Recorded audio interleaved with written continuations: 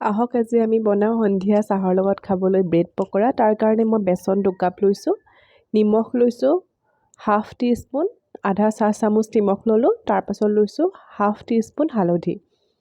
প্ৰায় 10টা বা 12টা ব্ৰেড পকৰা বনাবলৈ বেচন লাগিব আপোনাক 2 কাপ। যিটো চাহ কাপৰে তাৰ চাহ কাপেৰে 2 কাপ বেচন লৈছোঁ আৰু প্ৰথমে কম পানী দি আমি ঘোলটো তৈয়াৰ কৰিম আৰু ঘোলটো ঠিক আমি একেবাৰে পনীয়াও নহয় একেবাৰে ডাঠো নহয় তেনেকুৱা কৰিম। এয়া দেখিছে মই ডাঠকৈ প্ৰথমতে ঘোলত পানী দিছোঁ, কাৰণ যদি প্ৰথমে সৰহকৈ পানী দি দিয়া যায় তেতিয়া কি হ'ব, ওপৰলৈ বেচনখিনি উঠি আহিব আৰু লাম্পছ পৰি যোৱাৰ চান্স থাকে। প্ৰথমে আপোনালোকে এনেকৈ ডাঠকৈ কৰি এইটো কনচিষ্টেঞ্চিত আনি ল'ব, একেবাৰে পাতল নহয় একেবাৰে ডাঠ নহয়, এটা ঘোল ৰেডি কৰিব। তাৰপাছত মই এনেকৈ 5টা বা 6টা আলু বইল কৰি ধুনীয়াকৈ পিটিকি ল'লোঁ।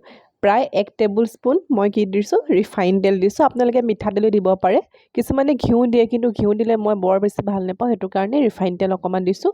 1 টেবুল স্পুন ৰিফাইন তেল দি ইয়াত মই তেলখিনি গৰম হোৱাৰ পিছত হাফ টি স্পুন দিছোঁ জিৰা, গোটা জিৰা মই ইয়াত দি দিছোঁ হাফ টি স্পুন। ইয়াত আপোনালোকে চফ গুটি কেইটামান পাৰিলে দি দিব পাৰে আৰু সোৱাদ লাগে।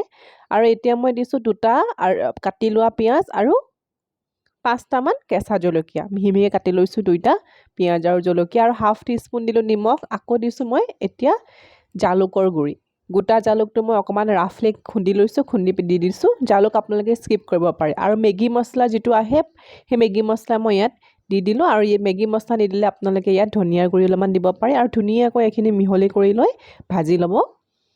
একেবাৰে ৰঙচুৱা কৰি বা ব্ৰাউন কালাৰ কৰি দিয়ালৈকে পিঁয়াজখিনি ভাজিব নালাগে, মাত্ৰ কেঁচা জলকীয়া আৰু কেঁচা পিঁয়াজৰ যিটো কেঁচা ভাৱ থাকে সেই বস্তুটো যোৱালৈকে আপোনালোকে ভাজিলেই হ'ল। প্ৰায় 2-3 মিনিট সময় ধুনীয়াকৈ ভাজি ল'ব। এতিয়া আমি কি কৰিম, বইল কৰি লোৱা আলুখিনি দি দিম। আপোনালোকে ইয়াত যিটো কেঁচা মটৰ আহে গ্ৰীণ মটৰ, সেই গ্ৰীণ মটৰ দিব পাৰে, বহুত বেছি ভাল লাগে। মোৰ লগত নাই, মই অকল আলুৱে বনাইছোঁ। আপোনালোকে যদি মোৰ চেনেলটো ছাবস্ক্ৰাইব কৰা নাই কৰি দিব, লাইকো কৰিব, শ্বেয়াৰো কৰিব। মই আপোনালোকৰ কাৰণে একেবাৰে সহজ ভিডিঅ'বিলাক লৈ আহিম, যাতে খুব কম সময়তে ধুনীয়াকৈ আপোনালোকে ইজি যিবিলাক ৰেচিপি ঘৰতে ট্ৰাই কৰিব পাৰে। এয়া ধুনীয়াকৈ মই মছলাখিনিৰ সৈতে আলুখিনি মিহলি কৰি লৈছোঁ। আপোনালোকে পাৰিলে গোটা ধনিয়া কেইটামান গোটা চফ কেইটামান দি দিব, বিৰাট বেছি ভাল লাগে খাবলৈ। গোটা ধনিয়াও দিব পাৰে বাৰু। এতিয়া মই ব্ৰেডৰ মাজত ধুনীয়াকৈ ব্ৰেডৰ যিটো পুৰ থাকে, ব্ৰেড পকৰাৰ যিটো ষ্টাফিং বা পুৰ থাকে, সেইখিনি আলুখিনি ধুনীয়াকৈ এনেকৈ এখন হেতা বা এখন চামুচৰ সহায়ত আপোনালোকে দি দিব। বহুত বেছি আলু নিদিব, বহুত কমো নিদিব, এটা জোখত দিব। আৰু তাৰপাছত মাজে মাজে আমি কি কৰিম, ব্ৰেডটো কাটি দিম। পুৰখিনি দিয়াৰ পিছত প্ৰথমে আপোনালোকে কাটি নল'ব, তেতিয়া ব্ৰেডখনত লগাবলৈ অসুবিধা হয়। গোটাকৈ ব্ৰেডখনত পুৰটো দি পিছত আপোনালোকে মাজে মাজে কুনিয়াকৈ ধুনীয়াকৈ কাটি দিব। এয়া দেখিছে কুনিয়াকৈ মই কাটি দিলোঁ। এতিয়া মই তেল গৰম হ'ব দিলোঁ। তেলখিনি মিডিয়াম হিটত গৰম কৰিব, বহুত বেছি গৰম কৰি নল'ব আৰু বহুত ঠাণ্ডাও কৰি নথ'ব, একেবাৰে মিডিয়াম হিটত গৰম কৰি লৈ হিটত গৰম কৰি ধুনীয়াকৈ ব্ৰেড পকৰাকেইটা দি দিব। বেচন লেটিয়াই ল'ব, আৰু বেচনৰ ঘোলটো আপোনালোকে হয়তো মন কৰিছে বহুত ডাঠ নহয় বহুত পাতল নহয়, এনেকুৱা এটা কনচিষ্টেঞ্চিত ৰাখি লৈ আপোনালোকে তেলত দি দিব। আৰু তেলখিনি বহুত বেছি চাব যাতে গৰম হৈ নাথাকে, নহ'লে পকৰাকেইটা জ্বলি যাব। আৰু একেবাৰে ঠাণ্ডা হ'লে কি হয়, পকৰাটো তেলটো বেছিকৈ শুহে। এতিয়া মিডিয়াম হিটত দিয়াৰ পিছত মই এনেকৈ বেচন লেটিয়াই লৈ ব্ৰেড কিপিচ দি দিলোঁ।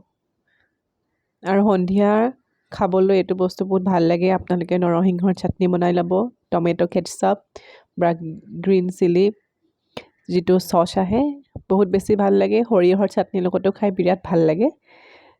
আৰু কি কৰিব পাৰে, ঘুগুনিৰ লগতো আপোনালোকে ব্ৰেড পকৰা খাব পাৰে, ঘুগুনিৰ ওপৰত দি বিৰাট ভাল লাগে। আকৌ মই দি দিছোঁ এনেকৈ 2 পিচ, কমেও মই 2 কাপ বেচনৰ যিটো ঘোল বনাইছিলোঁ, কমেও আৰু 5টা 6টা আলুৰ জোখত আৰু 2 কাপ বেচনৰ জোখত 10টা 12টা ব্ৰেড পকৰা ধুনীয়াকৈ ৰেডি কৰিব পাৰি। তেলখিনি মই এনেকৈ ওপৰত দি দিছোঁ আৰু লুটিয়াই দিম। আপোনালোকে বহুত উলট পালট কৰি থাকিব নালাগে, এটা ছাইড সিজাৰ পিছত ব্ৰাউন কালাৰ হোৱাৰ পিছত নেক্সট ছাইডে আপোনালোকে লুটিয়াই দিলে হ'ল।